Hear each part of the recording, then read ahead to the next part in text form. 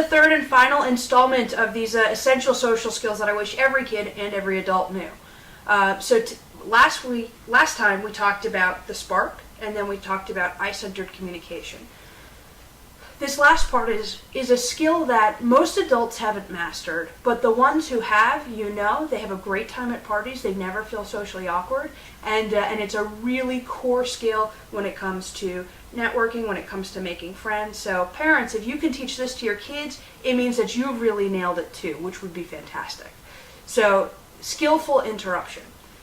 So imagine this, little Jack is, hanging out with his parents, and maybe his aunts and uncles are visiting for dinner that evening, and they've all been talking about something that they're all very engaged in. And Jack really wants to get involved, but he says nothing. And his parents aren't paying attention. They're connecting with their friends, with their family. And that happens. We're not 100% focused on our kids all the time, and that's okay. But so teaching Jack skillful interruption is really essential here, because what happens when a kid wants to be involved and can't figure out how to get involved is that they figure out some sort of way, and it's usually pretty effective, though maladaptive.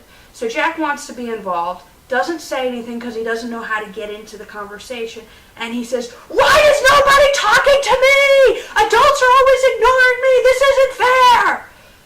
And then the adults are perturbed and annoyed, and maybe Jack gets sent to his room so he's even more separated from everybody. Or maybe the parents stop and think, well, what on earth just happened here? He hasn't said a thing all night. We didn't even know he wanted to be engaged.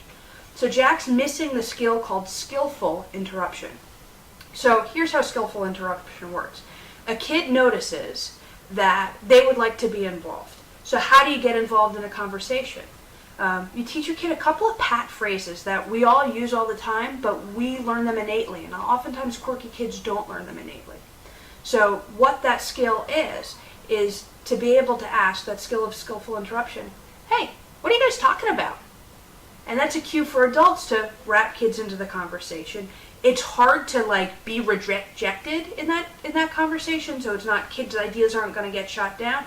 It's just it's a polite but assertive way to ask to be involved. "Hey, what are you guys talking about?" So that's one pat phrase that can happen. And sometimes kids know what the adults are talking about, but they're not really sure how to get involved. So the other kind of phrase that kids can use, that you can teach your kids to use, is to say something like, "I'm not sure I understand exactly what you guys are talking about. Could you explain it to me a little bit differently?"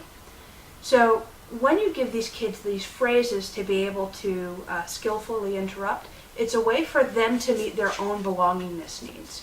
So it's a great skill. So just to wrap up what we've been talking about over these past couple of videos, skill 1 was where's the spark? Finding that spark is essential to human behavior. Skill 2 was I-centered communication, and skill 3 was skillful interruption. If you want more of these kinds of skills and more of these kinds of tips, head on over to the blog, come find me on Facebook, join the conversation. We're talking about it just about every day.